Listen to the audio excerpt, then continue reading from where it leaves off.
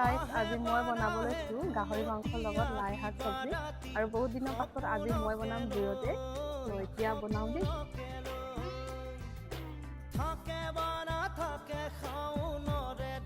আৰু মই যেতিয়াই বনাওঁ বেছি গাহৰি মাংস বনালেতো মই তেল নিদিওঁৱে সদায় তো আজি এনেকৈ বনাইছোঁ তেল নিদিয়ে